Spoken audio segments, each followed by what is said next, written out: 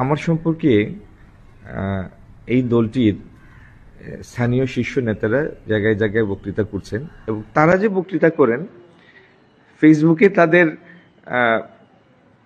যে বাহিনী সেই বাহিনীর মন্তব্যগুলি একরকম 840 840 840। প্রথম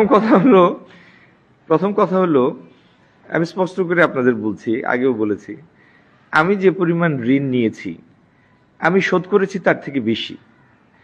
বছরের পর বছর আমাকে হাত পা বেঁধে রাখা হয়েছে যাতে আমি আমার কারখানাগুলি চালাতে না পারি, ব্যবসা চালাতে না পারি।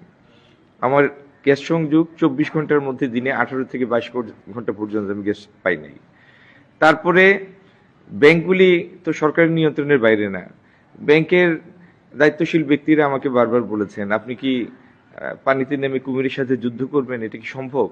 আপনি এটা অমুকের হাতে তুলে দেন, তমুকের হাতে তুলে দেন। আমি ওদের অর্থনৈতিক নিপীড়নের শিকার।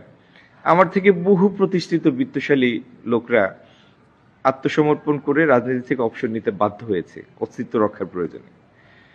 আমি তো রাজনীতি থেকেও সরে যাই নাই, দল তো বদলানোর প্রশ্নই আসে না, প্রতিষ্ঠানও কারো হাতে তুলে দেই নাই।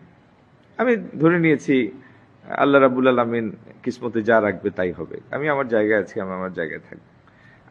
আমি যদি মানে ঋণ নিয়ে 6-9 করার আমার ইচ্ছা থাকতো, তাহলে যে পরিমাণ নিয়েছি সেটা সেই পরিমাণ আবার ফেরত দিলাম কেন?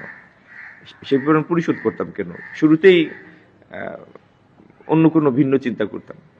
আর আপনাকে বলি, আমাকে যদি এই প্রতিষ্ঠানগুলি চালাতে দিত, তাহলে সমুদয় টাকা শোধ করলে আমার আসলের সাথে হয়তো তার 3 ভাগের 1 ভাগ সুদ যোগ হতো। তাহলে সমুদয় সুদের পরিমাণ দাঁড়াতো, সমুদয় আসল সুদ মিলে 400 কোটি টাকার মতো। সেই জায়গায় বছরের পর বছর আমাকে চালাতে না দিয়ে সেই পরিমাণটা 840 কোটিতে গিয়ে ঠেকেছে।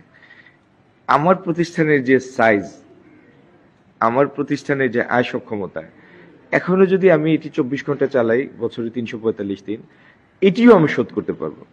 আমি যদি কালকে প্রতিষ্ঠানটা বিক্রি করে দেই, তাহলে আমি এর থেকে বেশি টাকা নিয়ে ঘুরে ফিরব।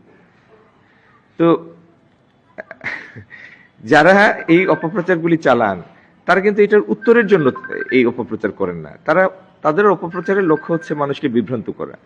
যেইভাবে তারা মানে একটা প্রকাশ্য রাজনৈতিক দল হয়ে গুপ্ত বাহিনী পুষেন, বিভ্রান্ত করেন, যেইভাবে তারা বেশিতে মানুষ পাঠানোর কথা বলে সরলপ্রাণ মানুষকে বিভ্রান্ত করার চেষ্টা করেন, একই কায়দায় একই কিসিমে তারা ব্যক্তির নামে অপপ্রচার চালিয়ে বিভ্রান্ত করছেন। আচ্ছা, আমাকে বলেন, যারা তাদের বিভিন্ন প্রতিষ্ঠানের বিশাল বিশাল প্রতিষ্ঠানের সাথে চালাচ্ছেন, তারা আমার বিরুদ্ধে যারা অপপ্রচার করছেন, আমার প্রতিদ্বন্দ্বী প্রার্থী,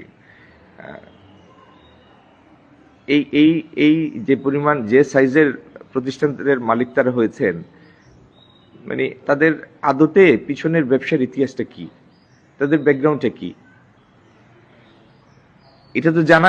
এটা তো মানুষের প্রশ্ন করার অধিকার আছে।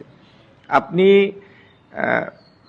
আওয়ামী লীগের মেয়রের সাথে পার্টনারশিপ করে আরামে থাকলেন আওয়ামী লীগ পিরিয়ড 15-20 বছর, আপনার গায়ে কেউ টোকাও দিল না, আপনি আরামে ব্যবসা করলেন।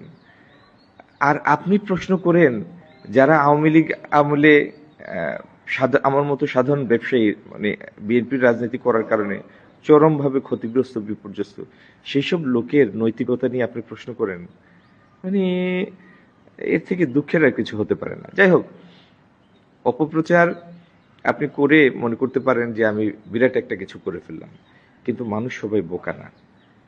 আপনি একজনকে একদিন বোকা বানাতে পারেন, হাজার হাজার লাখ লাখ লোককে আপনি দিনের পর দিন বোকা বানিয়ে রাখতে পারবেন না। সকালেই মিথ্যা বলবেন, দুপুরেই মিথ্যার স্বরূপ ধরা পড়বে।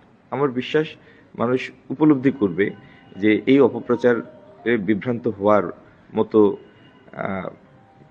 মানে বোকামি আমি নিশ্চিত এই সিলেটের মানুষ করবে না।